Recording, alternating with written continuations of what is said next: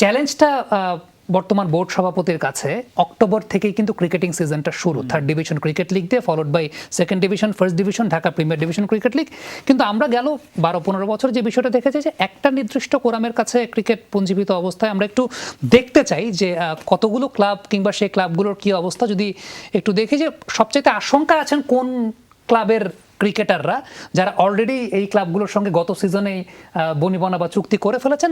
ইসমাইল হায়দার মল্লিক এই নামটাই সবচেয়ে বেশি শোনা যায় যে ম্যাক্সিমাম ক্লাবেরই পৃষ্ঠপোষক কিংবা তার আন্ডারে এই ক্লাবগুলো ছিল। প্রথম বিভাগে Sheikh Jamal cricketers, Dhaka Spartan cricket club, Exim cricketers, blues cricketers. দ্বিতীয় বিভাগে Udayachal club, Gopibagh friends association, golden eagle sporting club, young Pegasus, Dhaka cricket academy, Mohammadpur cricket academy, Mohammadpur cricket club, Bangladesh boys club.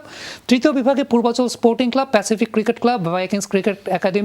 আরও সর্বমোট মিলে এখন বলতে গেলে অনেক নামই আছে, 11টা টিম আছে তৃতীয় বিভাগে। আমরা পরের পেজটাতে যদি যাই তাহলে একটু দেখতে চাই যে সেখানে আরও কিছু ক্লাবের নাম আছে। প্রিমিয়ার ডিভিশনে আবাহনী এবং ব্রাদার্স ইউনিয়নের তিনি কাউন্সিলর হিসেবেই মনোনয়ন পেয়েছিলেন। বেক্সিমকো গ্রুপের আন্ডারে থাকা আরও যে ক্লাবগুলো আছে, Shinepukur cricket club, Gulshan cricket club, Uttara cricket club, old DOHS, Nawabganj cricket academy এবং বনানী ক্রিকেট ক্লাব।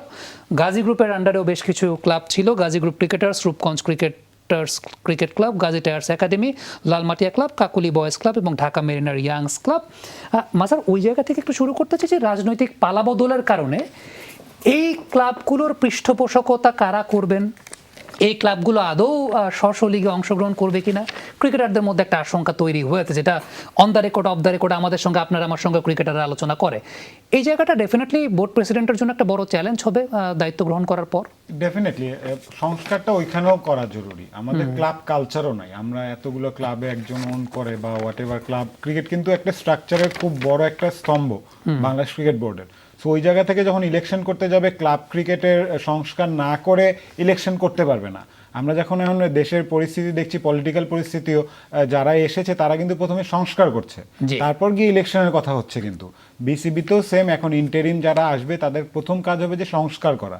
এখন ক্লাবের স্ট্রাকচার কি, ক্লাবের কমিটি কি, ক্লাবের একজন কতটা ক্লাবের মালিক হতে পারবে, এটারও তো একটা গাইডেন্স থাকা দরকার। ওই জায়গায় আপনি যদি সংস্কার না করেন, ওই ক্লাবগুলোতে যারা ওনার আছে বা যারা কাউন্সিলর আছে তারা কিন্তু আলটিমেটলি সেই পাওয়ারটাই হোল্ড করবে। সো এই পাওয়ারটা যাতে মানে সব জায়গায় বিস্তৃত হয়, সেটা মেকশিওর করাটা হবে এই বোর্ডের সবচেয়ে বড় চ্যালেঞ্জ। জাস্ট না ইন্টেরিম বোর্ডের কাজ যে শুধু কোনো রকমের বোর্ডটা চালিয়ে নেওয়া, তারপর নতুন করে একটা ইলেকশন দেওয়া, তাহলে তো যেভাবে চলছিল ওভাবেই চলবে। ওই সংস্কারটা ক্লাবের দরকার এবং ক্লাব কালচারটা বাংলাদেশে গড়া দরকার, যেটা আমাদের দেশে নাই। আমাদের দেশে ক্লাবগুলোতে স্পোর্টস বাদে বাকি সব হয়। মানে বিদেশে অন্যান্য দেশে ক্লাবের কালচার হচ্ছে আমি আমার বাচ্চাকে নিয়ে যাব, ওখানে কমপ্লেক্স থাকবে, খেলাধুলা থাকবে, সুইমিং পুল থাকবে, ট্রেনিং ফ্যাসিলিটিস থাকবে, আমি অফ ডেতে গিয়ে বাচ্চাদের সাথে গিয়ে খেলতে পারবো, আমি চাঁদা দিব, আমার চাঁদা দিয়ে ক্লাবের ডোনেশন আসবে। এখন যে হয়েছে যে অন্য আর্থিক সোর্সগুলো ডিফারেন্ট, যেটা লিগালও না অনেক ক্ষেত্রে, আমরা দেখেছি, কিন্তু অনেক কিছু আমরা দেখেছি।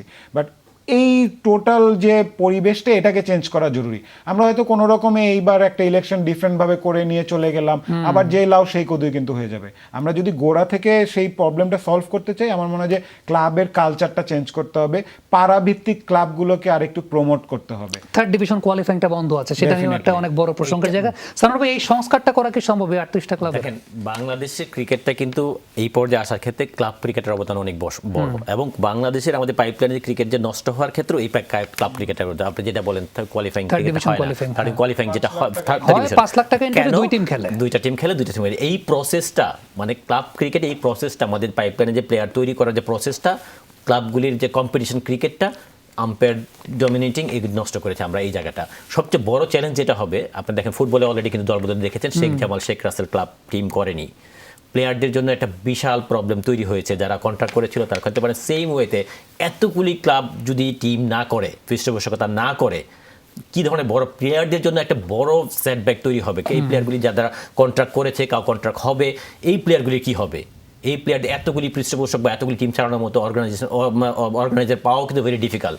এখন এই যে একটা বড় চ্যালেঞ্জ হবে ক্রিকেট বোর্ডের জন্য, এই লিগগুলি প্রপারলি অর্গানাইজ করে একটা প্রপার চ্যানেলে আনা।